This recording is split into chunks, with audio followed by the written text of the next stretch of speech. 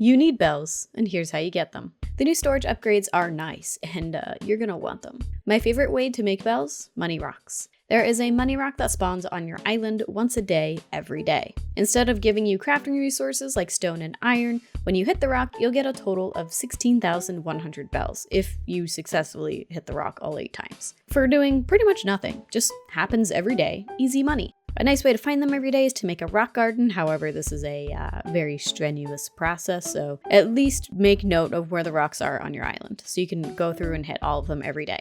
To maximize the amount of money that comes out of these rocks, go and talk to Katrina. See if you can get a good money luck day. If you do, the amount of bells you get will increase to 32,000 bells.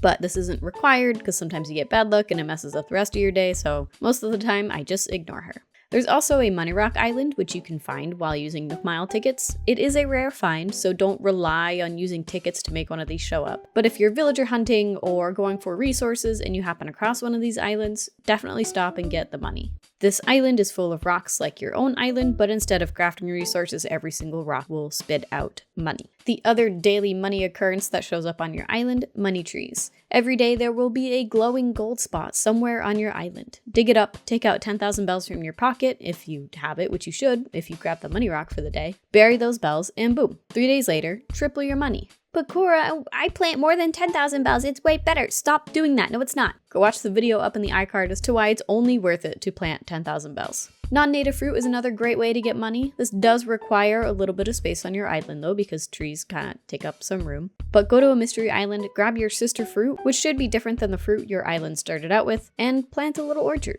Non-native fruit sell for 500 bells each on your own island. This is really worth it. On the flip side, if you have friends that play Animal Crossing again because everyone came back due to the new update, take your native fruit, go to their island, sell it on their island. Hopefully they have a different fruit than you, so then it's a non-native fruit. Crops are an okay way to make some money. They take up less room on your island than trees, but they don't quite make as much as the fruit. And you do have to water them every day to get the most out of them. But if you already have a farm going, it's worth taking the time to water, grab, and sell them. But this one's not really my favorite. Fossils. Odds are, even if you haven't finished your fossil exhibit, you're constantly getting repeat fossils. Assess them, sell them, most of them are worth a ton of money. You'll have 4 that appear on your island every day. If you miss a day, next day you'll have 5. And if you miss that day, the following day you'll have 6. But after that, it stops at those 6. So make sure you get them at least every 2 days. But the best thing to do is log in and get them daily. The most risky, the turnips. It's rewarding, but risky. These things can be an absolute gold mine or a horrible money pit if you happen to be unlucky.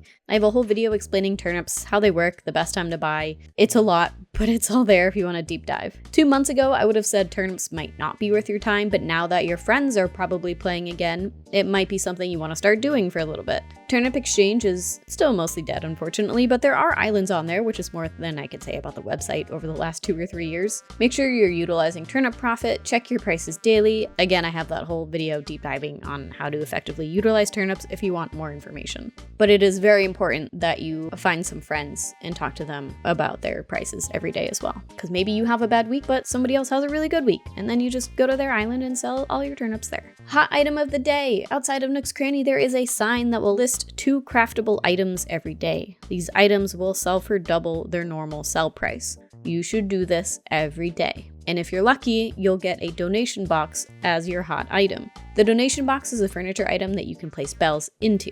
But the not so secret with the donation box as your hot item, Timmy and Tommy will pay you double of the amount of money that you put into the donation box as well as the donation box itself. So if you drop 99,000 bells in there, you're gonna get 198,000 bells back. If you haven't been checking your hot items every day, why? And if you get a donation box as your hot item, drop everything and do the donation box. And then finally, if you just want to make bells throughout the day, fishing, bug catching, and diving. Diving being the most profitable in my opinion. But some people just hate diving, so the other 2 are still worth it in the end. Don't forget to utilize Flick and CJ when they show up. I'm not one to save all of my catches for them, but when they do show up, maybe spend a little bit extra time on the activities. However, there is no Flick and CJ for sea creatures. They only do bugs and fish. So if you're just doing sea creatures, then you have nothing to wait for. This was just a quick reminder to all of you coming back to New Horizons after a long break. If you're more new to New Horizons and you want more in-depth videos about making bells or turnips or anything I've talked about, peep the description, there's videos there.